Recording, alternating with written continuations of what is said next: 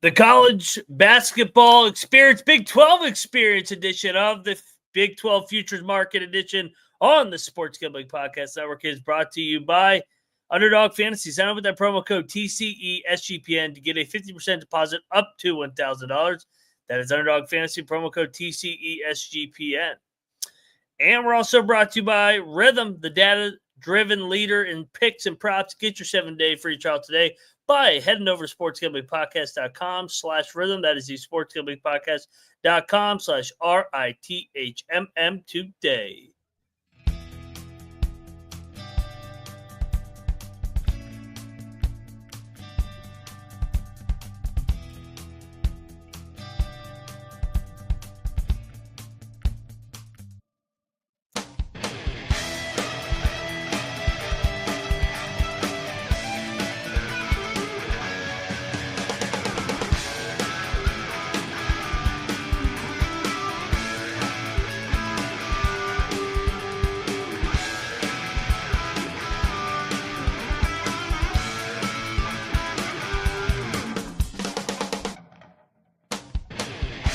Hey. Welcome, everybody, into the Big 12 College Experience, baby. Part of the Sports Gambling Podcast Network. It's conference season preview, baby. The Big 12 starts tonight. We got 4 games on action. We got 3 more tomorrow. We'll dive into those openers for the Big 12. Can't wait. The gauntlet begins. It is not the same. It is not the round robin, but it still is Big 12 hoops and home court environments, great coaching. It'll all be on display. We'll talk about the futures market as well and maybe give out a winner or two. So if you're wondering who you're listening to, I am Moneyline Mac, a.k.a. the former video coordinator for Bob Huggins and Frank Martin. And joining me to talk Big 12 hoops, you guys know him as, well, he's always fighting a family civil war, whether in Stillwater, Waco, Fort Worth, you name it, all the way to Orlando, Cincinnati, Tucson. He's the green mowing, weed growing, Troy Chewning. What's up, bro? What's going on? We are really enjoying our 2-week stretch here of like sports heaven, where there's almost always something on fucking TV and definitely something you can gamble on. I mean, what a time to be alive right now. Oh, absolutely. I mean, you got the Iowa, you got a white guy with the 100 yards. Yeah, white guy with a like European name kick return for Iowa. You can probably just tweet that out like 5 times a year, just randomly, and you're gonna get it right one of the times. I mean, right before we started the show, all I hear, I'm not even I got the TV on mute and I'm writing down a few notes, and all I hear in the background is Matt going, "Oh, who would have thought? White guy punt return for Iowa, kick return for Iowa." I'm looking up, I'm like, "Oh, there he goes, classic." fucking Houston, unreal, 100 yards. You got Western Michigan, Sparty just started. FIU beat the shit out of Dixie State, and then what was the other? Oh, Princeton and Akron delivered one of the best games of the fucking day. Princeton rallies from double digits down. Just a great game altogether, and wins at the buzzer over Akron. But we got Big 12 games starting here tonight, Troy. We got on the slate, we got Houston traveling to Oklahoma State. We got Cincinnati going to K-State. We got TCU going to Arizona. And we got a rematch of the Maui, 3rd game in 3 days. We got Iowa State going to Boulder for the first time. And so, yeah, what's your thoughts on opening night in the Big 12 and the Big 12 as a landscape headed into league play? It pains me to say this before I hand it to you. We are not the unanimous best league in America this year, unfortunately. The SEC has dethroned us via that SEC football money. They suck in football, but they're really good in basketball. But I think the Big 12 is the second best league. Do you agree? Yeah, I do think it's got a chance to be like football, where it's still the most entertaining league, but I don't think that it's as, I mean, the top heavy teams of the past couple of years seem to be in the SEC now. We're going to call that the Colby Dance syndrome. That's when you spend all the money you have on your football program and then everything else benefits, because you're not going to make money off of tennis and swimming. Like, I hate to tell you this, as somebody that swam in college, we weren't fucking selling tickets to swim meets, bro. There's no money coming in from that. If you're not investing in your football team, there's an issue right now, and you can kind of see the SEC, always good sports programs, but kind of taking it to the next level now that they've got all these dollar bills. Yeah, I think you hit the nail on the head. And like I said, the Big 12, it's no slouch this year. I had the net rankings pulled up.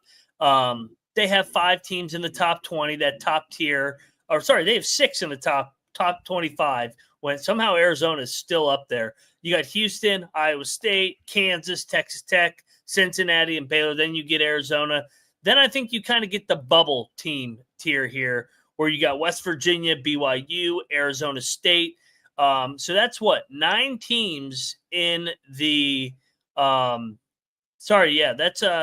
10 teams in the top 50.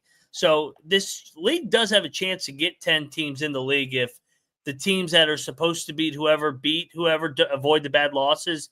Then you got Utah at 63, TCU 75, Colorado 76, UCF 82. And then in the basement, you got Oklahoma State at 109. And I can't believe this, K-State's in the bottom at the cellar at 115. So, like I said, and the advanced metrics, KenPom, Bar Torvik kind of reflect that as well. The Big 12 being actually slightly behind the Big 10, but it does it sets up for an interesting league play, because I think we're realistically going to be a 9-bid league, most likely. Troy, how about you? What do you think? What's the magic number? I feel like it's 9. I think they could maybe cannibalize to get themselves to 10, but then I don't think they're going to have teams go as far in the tournament. I feel like if they get 9 teams in, they'll at least have the shot for 1 or 2 to make that Final Four run, or at least show up in the Elite 8 or something like that. But I was going to ask, I know you kind of did your own little tier there. Which team would you cut it off at as the chance to win the regular season in the Big 12?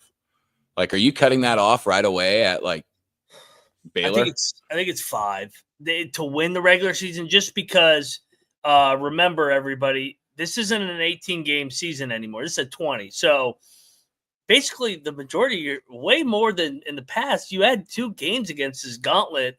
I think it's Iowa State, and let's a good transition, Troy. Let's get into the futures market right now.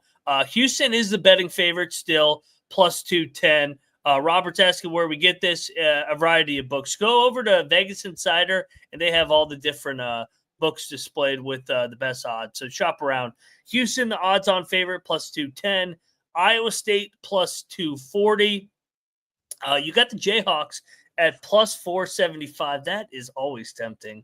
Then you got Texas Tech at 15-1, as well as Baylor 15-1. You got Cincinnati at 18-1. You got the Arizona Wildcats at 22-1, BYU 35-1. My Mountaineers 100-1. 100-1. Yeah, 100-1. That was going to be one I asked about, if you were going to at least sprinkle a little bit on there. Yeah, as much as I would love to, they're too banged up. K-State 125-1, Arizona State 150-1. Then you get the basically long shots, 500 or greater here. TCU, Utah, Colorado, UCF, Oklahoma State. To answer your question, Troy, I think I would say I would cut it off after Baylor. I don't think Arizona can win the league. Not good. You got to be really good defensively to win this league. And I think that Houston, Iowa State, Kansas Tech, Cincinnati, Baylor group is where I cut it off. Yeah, I would say the same. That 18-1 on Cincinnati does look pretty tempting, to be honest. I know they're probably the last team that you would expect to actually have a solid chance to win the regular season, but it just seems like you're not going to have the teams pull away like you have in the future, where we get to the last 2 or 3 games and there's, 2 scenarios for 2 different teams to win. And it's like Kansas and whoever the challenger is or something like that. I feel like it might be a little more spread out. This could be a future that for the first time you can still get good value on, 10 games into the Big 12 season. I completely agree. And the schedule, I thought Baylor might have the easiest schedule. Not so much. That was my handicap in the preseason when I thought there was value on Baylor to win it. Now, Beanick and I did the breakdown of all the leagues, and I'll steal his notes here in a minute. But I'm going to shout out our sponsors, because get on over there to MyBookie, promo code TCESGPN. Dude, I just got down on Western Michigan plus 27.5 against Sparty. They do lead 11-7, so I'm up by 32 points. So Tom Izzo going against his former assistant, going to call off the dogs late. Sparty wins by 23, so give me the Broncos in little brother there. Get over there to mybookie.ag, promo code SGPN. Also, get on over there, subscribe, 15K, or, they're going to cut us off for good. So get on over there, subscribe today, and help us help you and grow this channel more and more headed into the year 2025. We're also brought to you by Underdog Fantasy, promo code TCESGPN. Plenty of bowl picks, plenty of college hoops picks. Troy, do you actually have anything off the top of your head for Underdog? If not, of course, make sure you check out our nightly pregame show. And Troy does give out hockey picks as well. Hockey picks have been fucking flames recently. I know. We're up like 40 units in the last week and a half on hockey. And the Ovechkin last goal system worked perfectly in his first game back. But I actually do have one with two Big 12 guys tonight for Underdog in basketball. Beautiful. I'm rolling with Simas Lukosius, higher than 13.5 points. Okay. And Trey Townsend to go lower than 19.5 on the points, rebounds, and assists. You heard the man, and we will be doing an Underdog play every single weekend of the season. We'll probably get back to our normal schedule where we hit that Friday afternoon slot to preview the weekend. But Troy will be giving out winners all year. Get on over there, Underdog Fantasy, promo code TCESGPN. All righty, Troy. Let's before we get into the games tonight, let's just let it be known that plus 475 on Kansas is something that you should invest in. I think so too. I think so too. And just letting it. Make sure you use your units. Gamble responsibly, but you don't really get to see Kansas to win the Big 12 at almost 5-1 that often. I know. I know. It feels like a bait almost. For sure. And I know that they have issues. I was going to say that, but it also feels like every other team kind of has a pretty solid issue. I mean, It does feel like if you're going to do that, you should also play Iowa State, but like Houston being the favorite, I see their offense having issues. Kansas, you see your big man when he goes up against somebody that's a little bit tougher, he kind of gets bitched out. Baylor has shown that they fluctuate so much that, you lose a couple of regular season games and you're kind of out of the running. Cincinnati's just throwing their name in there. So, I think if you're going to get 5-1 almost on Kansas, it feels like something that should be a little bit of a play. I agree with you. And let me get into the schedule part of it, because Noah broke it down. He did it with the top tier games is what we're talking about, because the schedules are in balance. Of course, we've seen this with football. The schedule matters a lot with some of these conference champions. So he broke it up into a hard game is one of these 8 teams: Iowa State, Houston, Kansas, Baylor, Tech, Cincinnati, the top 6. But then he threw in Arizona and BYU because of their home courts, which I do agree. If you have to go to Provo, that's a tough ass trip, and same with Tucson. So Iowa State has the best schedule. They only play 8 of these games, so that's worth noting. 8 out of the 20 against the top tier teams. Houston leads the way. They got 10 of them. So Houston probably has the hardest schedule, and they you mentioned it, their offensive woes. How does that translate in when they hit the road finally? Kansas has 9. 5 of them are at the Fog, so that does help. Baylor actually is tied with Houston at 10, so that is worth noting. Like I said, before the year, it looked like Baylor had the easy schedule, but things do change based off of the 2-month sample size. Tech and Cincinnati both can't come in at 9 as well. Arizona has 10 of these, so they're tied with Baylor and Houston. And then BYU does only have 8, so they're tied with Iowa State. Beanick tried to fairy dust his way into a BYU future, and I shot him down on that. BYU's not winning the Big 12. I love BYU. BYU fans know I love you guys. I've been defending you in the college football landscape. You're not winning the Big 12 basketball league with the first-year head coach from the NBA. So I'm not going to buy in on BYU. With that said, I will be a little chalky here, and I think Iowa State's going to win the league. I think Iowa State has been knocking on the door year after year. This is year 4 of Otzelberger. You kind of see the evolution of this program. Year 1, they finished like 6th. Year 2, finished 4th. Then last year, they jump up to 2nd, 1 game behind Houston. They beat the shit out of them in the Big 12 title game. But this year's different from previous Iowa State team. This team can play offense. This team's in the top 5 in offensive efficiency metrics. They're deeper. They got some pop off that bench. I mean, Curtis Jones, he's a bucket off the bench. Obviously, we know Lipsy, Gilbert in the backcourt in the starting lineup, and I like their front court. And of course, defensively, they're going to be really, really good. I think Iowa State wins the Big 12 this year, Troy. So I will take that plus 240 on the Cyclones. Yeah, you can sign me up on that one too. They definitely seem to be the most polished of all of the teams here. And, the first 5 conference games of the year could determine that. Like if there's a couple of slip-ups by other teams that, they start rounding into form, they could already be enough games behind an Iowa State team that sure looks like, they're 100% an elite basketball team that should be thinking about the Final Four and the national championship. So I have to agree. I will sign on with that one. Iowa State opened this year at 7-1, and I believe we may have done a show where we said that one was kind of inflated, kind of hard to pass up on. At the time, I believe Kansas was plus 250, and we said that's kind of right on the chalky number to win the Big 12, and you don't really want to go with those too often. So now I think you've got the switcheroni here. You've got a little higher number in Kansas.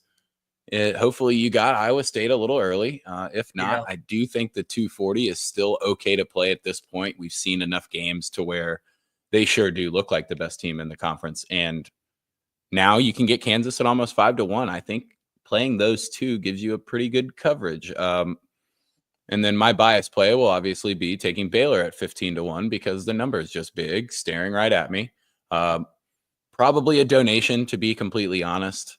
But, I let my bias get the best of me sometimes. Oh, we all do. And if it does mean something, kind of just looking at the balance, like I know people love when we get to March Madness, who's got the top 25 offense and defense for KenPom. Right now, the most balanced teams are Houston and Iowa State. Talked about it. Both are in the top 15 in offense and defense. Texas Tech or Kansas isn't far. 27th offensively. They got some issues with still making shots consistently from the perimeter, but I do trust Self. So I will take a stab at that plus 475. But the bigger one, I'll take plus 240 with Iowa State, but my long shot will be KU plus 475, and I'll bank that Houston does not go back-to-back here, and I'll come out on top some way. It's just too much to replace with Houston losing, the whole heart and soul, and not just the actual statistics of, he could drive the basketball and make free throws and score a lot of points and drive their offense, but just the commitment to defense on every single possession and stuff like that. It doesn't seem like it's all the way there yet. And a lot of that has to do with not having that dude that can lead everybody. I don't know how many games Jamal Shed won in his college career, but it was something crazy, like 120 games or something. Oh, he did. He's a fucking. It was nuts. You can't replace that. So, I think it's probably pretty smart to play that issue kind of holds Houston from winning. And your next 2 best odds are teams that we think are probably pretty similar to Houston anyways. So I do believe that the double play on Iowa State and Kansas is solid. We're seeing eye to eye here, Troy. So I got Bracketology pulled up just out of curiosity. So he has 8 teams. We're saying a 9th. So what he's saying is, okay, so he has BYU as the last team out as of today. So BYU would be the 9th. If the outside of he's got West Virginia in as a 9th, and then does he have Arizona in as well? It looks like it. I think he's got Arizona. No, he doesn't. Yeah. He's got Arizona State in, so no Arizona. Who's a team in the bottom half, Troy, that you think could sneak up and overachieve and maybe go 11-9 or 12-8, like randomly surprise, maybe pop up and be 6 or 7 seed come conference tourney, kind of like BYU. Who's the BYU of last year? Well, again, I was gonna say BYU is not.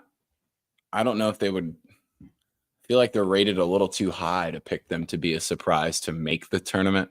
Yeah, I think they should make the tournament. So I don't know if it's West Virginia that maybe surprises a little bit, but out of those bottom feeder teams, there's not like a certain player or play style that I'm going to handicap this with. This is simply those teams kind of stink and they don't have a rubber floor. TCU's going to win more home games because of that stupid fucking arena. I feel like there's a shot that they might sneak their name in there. Their defense is good. Jamie Dixon's a good college basketball coach. Yeah.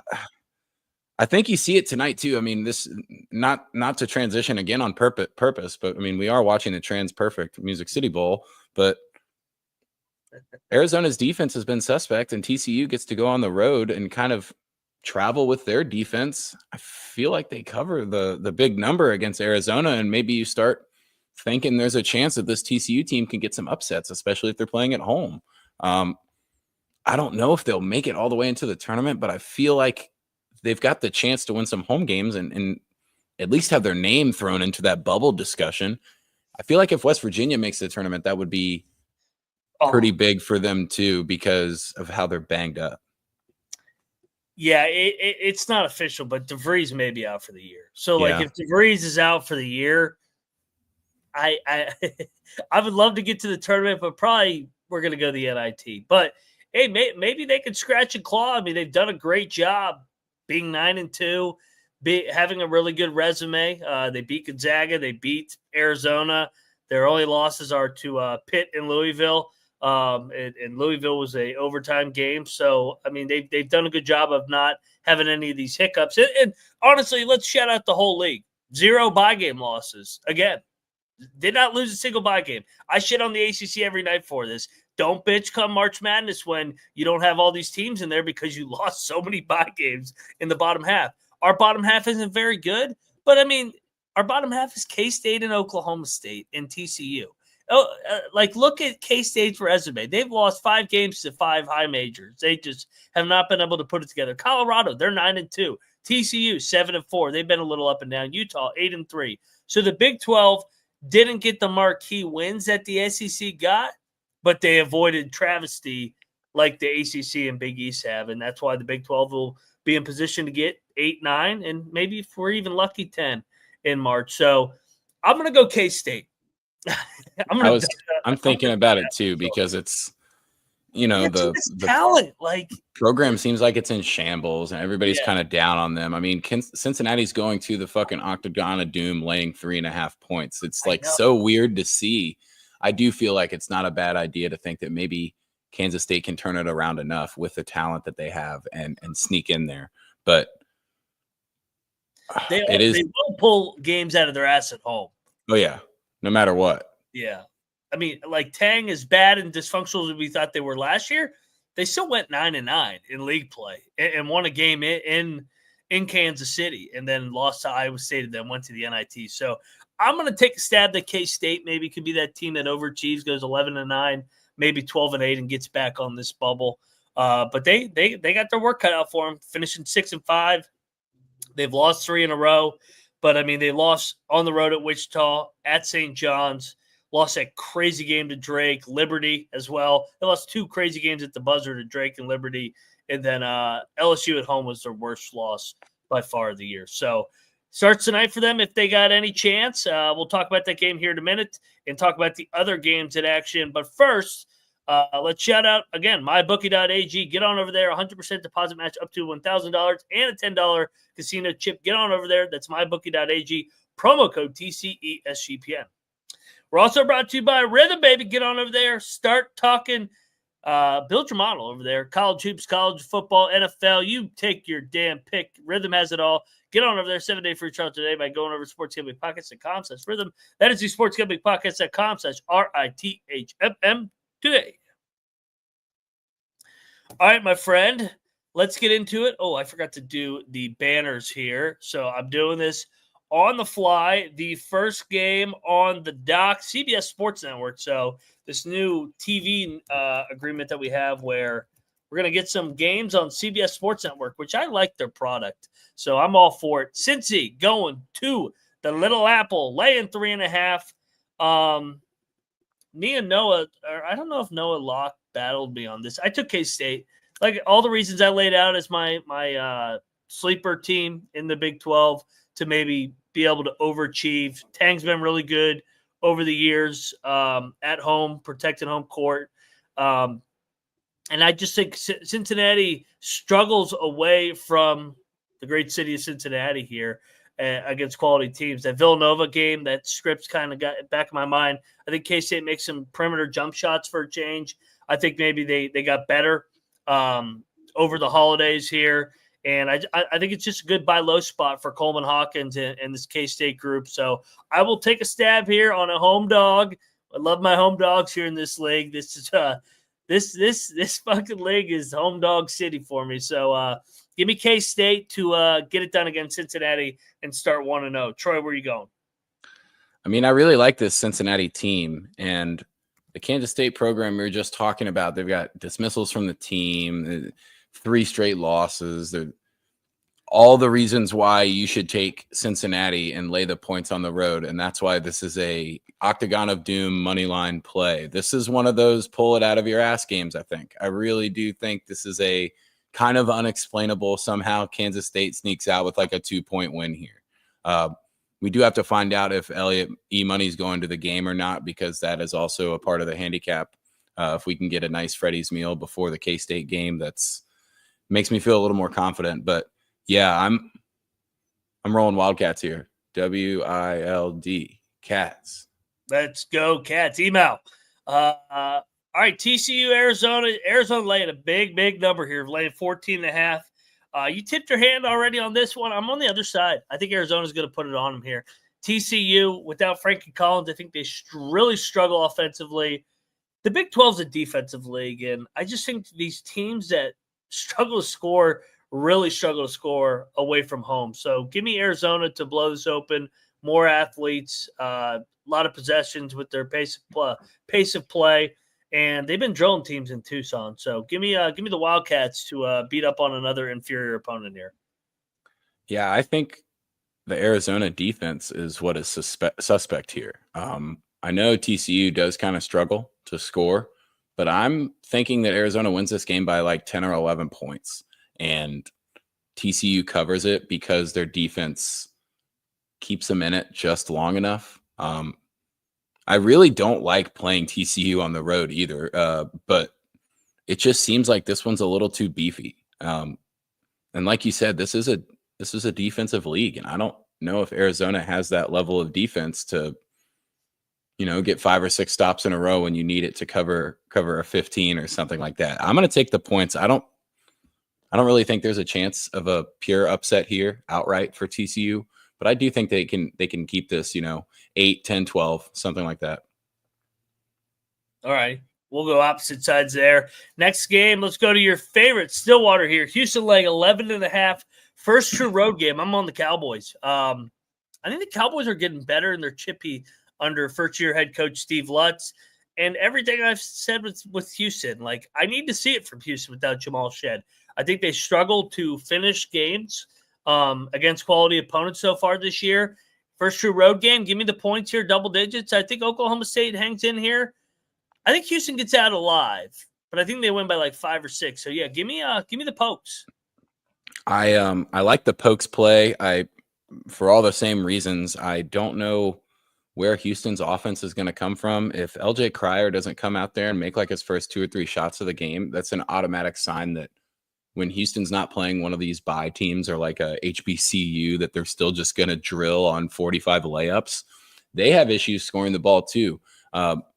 like you said, this is a defensive league, though. I think the smart play is the under 136.5. I think you're right that they don't cover this. But I think it's because they struggle to score. Oklahoma State kind of struggles to score, but plays pretty scrappy on defense. We know Houston's defense is pretty dang good.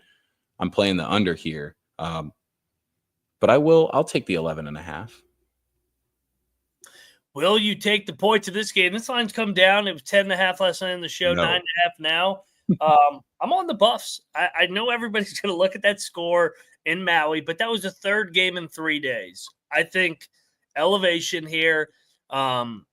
Cyclones are not the same team away from Hilton. That's one thing. They kind of have a couple hiccups on the road here. I like wait, time out. Is this Iowa State's first true road game too? Probably. No, wait, no. They won in Iowa City. So But yeah, they did go to Iowa. It's Houston's first road game. But Colorado's already seen Iowa State's defense. They obviously got overwhelmed. But I like Colorado here in elevation to keep this within the number. I got Iowa State winning by 6 or 7, but I think they're going to get pushed here tonight. It's Iowa State's first trip back to Boulder in forever since the old Big 12. So Big 8, Big 12. Welcome back to the league. It's good to get another really good home court atmosphere. It's just a tough place to play, even if Colorado's not that good. But yeah, I think everybody will overreact to that score in Maui. But like I said, 3 games in 3 days. That's Iowa State's the last team you want to play on the third leg of a 3-day stretch like that. So different scenario here. They had time to prepare. Give me the Buffs. I don't know if you can handicap this Iowa State team the same that you have in the past, though. Like we said earlier, we know they can score. They actually have elite guard play, something that, seems like it's been missing. Only 67% of the spread bets on Iowa State. I was expecting to see a number like 75 or 80 or something like that. We've seen this game before. I'll lay it with Iowa State. What do you think they win by? 20. You think they win by 20 in Boulder? They're like the best team in the conference. I mean, they are, but it's early in league play on the road. You know me, man. Home teams until I see otherwise in the Big 12. Tomorrow, who the fuck made this schedule? West Virginia's going to the Fog. This is fucking bullshit. I just said we're banged up, and you send us to the Fog. No line out on that. I probably would anticipate. Let me pull up this. Kansas will probably be like laying 12.5, 13.5. Probably should lay it, to be honest. Yeah, it doesn't seem like a spot that WV's going on the road and messing the conference game. Let me look at last year's Kansas schedule real quick. I know Oklahoma State didn't beat them, but how did Javon Small play? Oklahoma State always played tough against them. Well, there's one game they lost by like 24 or something, but let's see. Yeah, they kind of punked him both times. So I don't know if there's a like Javon Small plays really well against Kansas angle here to even think about them covering something. I'll go ahead and lay it, especially if it's 12.5. I'll take my loss. Maybe even like 15.5, to be honest. Yeah. Your Baylor Bears are hosting Utah. I'll set this around 12.5, 13.5. I think it's the same spread as the Kansas-West Virginia game. I think Baylor will open it up on Utah. Utah just they're another team. I'm going to take them at home a lot just because they make shots in that building, but they're unathletic. I think the speed of Baylor and the athletes of Baylor just too much for them here. You? And they kind of corrected the TV camera angle at Foster. So you don't have that much hate for the home games at Baylor like we did in last year watching the game. Like, is this like the Slime Time production crew doing this one? Yeah, I think Baylor slaps them here. Just a little too athletic when they get to play at home. Seems like it might get out of hand, around that 10 or 12-minute mark of the second half. We're seeing eye to eye. Third game of the Big 12 slate at 2 o'clock. UCF's going to Lubbock. We'll say Texas Tech 13.5, 14.5. Play. I think I'd lay another one in the afternoon. I don't like UCF away from the bounce house. Like I said, man, I need to see some of these teams get it done in these tough places to win. Could they keep it within that number? Maybe, but I think you're getting cute if you take the points there. So I'll lay it with Texas Tech. Probably will lock it on the show later tonight once I actually see the number. So basically, I'm projecting all those lines around 12.5, 13.5, maybe 14.5 on some of them. And then the 4 o'clock game in the Big 12. This is the actual best game of the slate. Arizona State's going to Provo to take on BYU. I'm going to say BYU is going to be laying 7 here. And I'm going to go 8 for 8 on home teams, ATS, this opener. I think BYU opens it up here in Provo. I think this is kind of a welcome back down for Arizona State. Everybody's distracted by the football game. I think they kind of get beat down here in Provo in their opener. Yeah. If BYU was going to Arizona State, you could have an angle where they get distracted by the fake tits, but the other way around is going to be rough for the desert team going up to elevation. I would lay that if it's at, what'd you say, 7.5 or something like that. Yeah, I would lay that. I think this is another one of the BYU kind of got welcomed to the league last year. Now it's the chance to welcome Arizona State to the league. You've got the guys stepping in that haven't played, the Big 12 grind, and you've got a BYU team that just kind of learned about it. I think they end up pulling away in this one. Troy, just out of curiosity, this just hit me. Did Wes Miller, is every single coach going to a new venue to start Big 12 play? Because Wes Miller, I'm looking it up. I remember them playing in Cincinnati last year. I don't remember them playing in Manhattan. They did not. Cincinnati won by 2. So this is Wes Miller's first trip to Manhattan. First trip to the Octagon. It's obviously Jamie Dixon's first trip to Tucson.